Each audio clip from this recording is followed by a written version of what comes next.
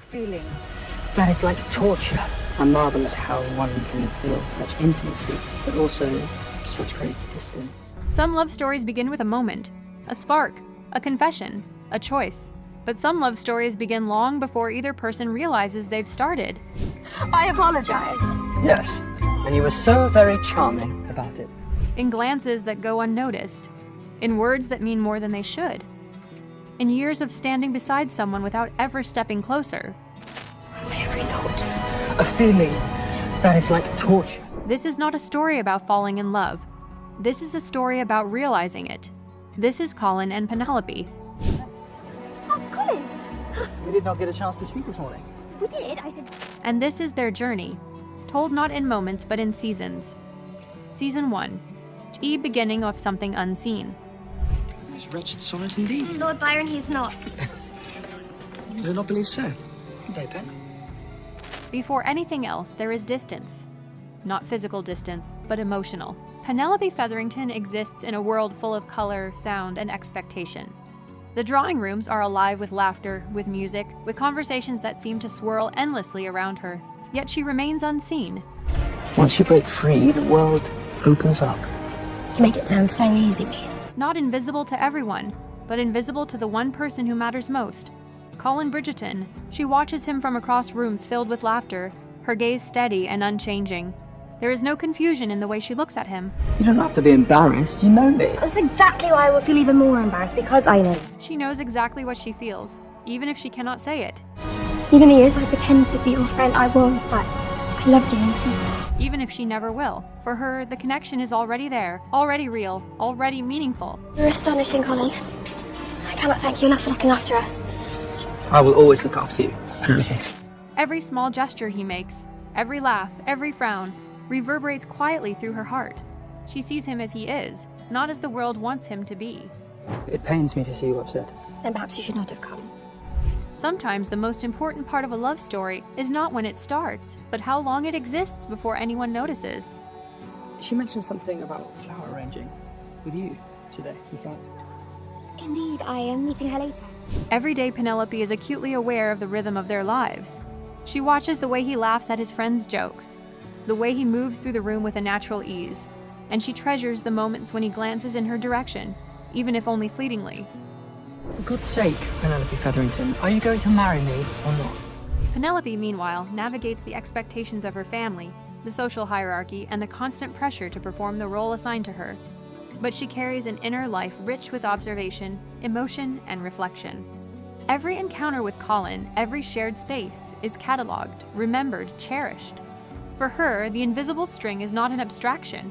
It is a tangible tether, connecting her to a future that exists only in her imagination. As long as you are Whistledown, forever, this lie will hang over all of us. Season 2. Distance, letters, time passes. And with time comes distance. Colin leaves, not to escape anything, but to discover something. The world opens itself to him in ways he has never experienced before. New places, new ideas, new versions of himself. You cannot possibly know, because you are not a woman. He meets people who challenge him, who broaden his perspectives, who demand more of him than the life he has known. Even in all that distance, there is something that remains constant. Penelope. He writes to her not because he has to, but because, without realizing it, he wants to. The letters begin simply. Observations, stories, fragments of a life lived elsewhere. You are very teachable. You simply do not need to be taught. You already know how to do this. I assure you I do not. They speak of travels, of discoveries, of fleeting impressions that he thinks may matter only to him. But for Penelope, they are something else entirely. They are connection, proof that even when he is far away, he still thinks of her. She reads every word carefully, holding on to them longer than she should, finding meaning where none was intended. Slowly, something begins to change. Not in her, as she has always felt the same, but in him. It starts small, a hesitation, a pause, a moment where something feels different. Much of my life, being a part of your family is all I've wanted. He notices her, not fully, not clearly, but enough to disrupt the certainty he once had. What was once simple no longer is. Her presence feels different now, more important, more noticeable, more necessary. And that change unsettles him because it forces him to reconsider something he has never questioned before, what she means to him. Realization is not immediate. It does not arrive fully formed. It comes with denial, with dismissal, with the instinct to push away something that complicates what was once easy. It is easier to believe that nothing has changed, easier to pretend that she is still just the same, still just Penelope. But the truth is, she has never been just anything. Deep down, he is beginning to understand that, even if he is not ready to admit it. And so the string tightens. Not enough to bring them together, but enough to make the distance hurt.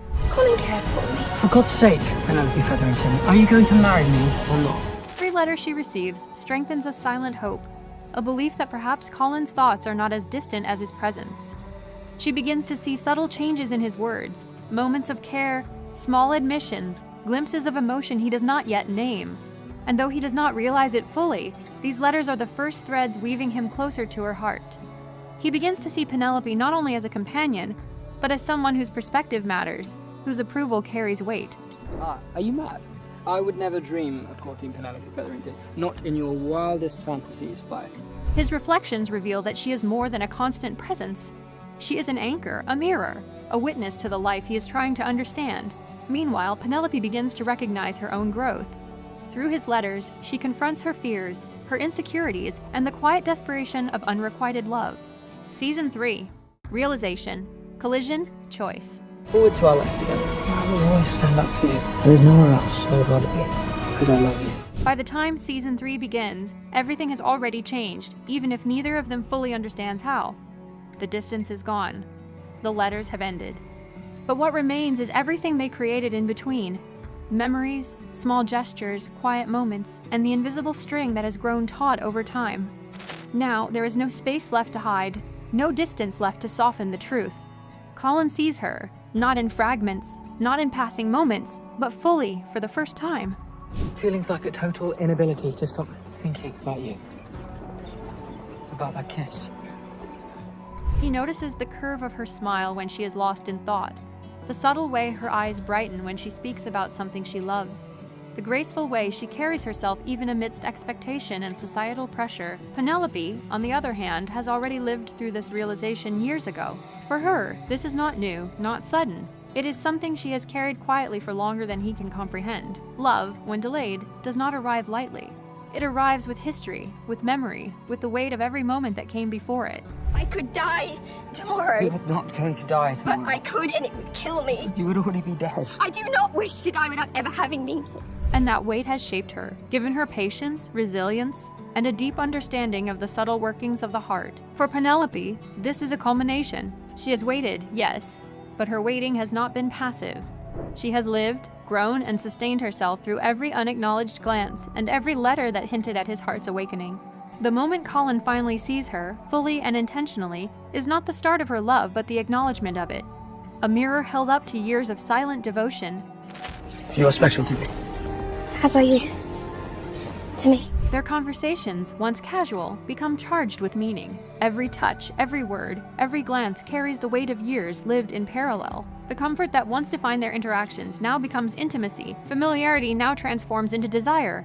Friendship blossoms into recognition of something far deeper. In this season, the stakes are not external, they are internal. Their love is not tested by society or circumstance, but by timing, awareness, and the courage to act. An idea so preposterous, I do not know what to do besides laugh.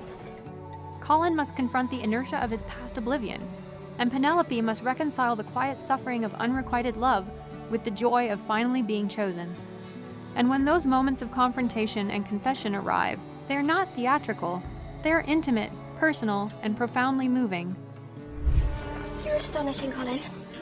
I cannot thank you enough for looking after us. I will always look after you, Penelope. Their story is not defined by a beginning or an end. It is defined by everything in between, by the years it took to understand what stood in front of them, by the moments that seemed insignificant until they became everything. Penelope loved him first, quietly, endlessly, without expectation. She loved the way he moved through life, the way he laughed, the way he existed as a constant presence she could study, cherish, and protect in her mind. When Colin finally loved her, he loved her with clarity, with intention, with the weight of every moment he once failed to see. I am a woman. You are Pen. You do not count. You're my friend. That is what makes their story unforgettable. Not the confession, not the realization, but the time. Some love stories happen instantly, and some take years to become what they were always meant to be. Colin and Penelope's story is one of the latter, a testament to the invisible threads that weave people together long before the world notices, before the heart is ready, and before love is consciously recognized. For Penelope, the journey validates her patience and her heart's quiet strength. For Colin, it transforms him, revealing depth and emotion he had never acknowledged before. What you have so kindly shared with me, they are too good. Too warm and wonderful to deceive or cheat in any way. And for those who witness their story, it becomes a lesson that love's truest form is not always instantaneous. Sometimes it is slow, measured, and deliberate, requiring time, observation, and understanding before it can bloom fully. Their story lingers in the spaces between words, in the glances that almost happened, No one has ever stood up for me like that.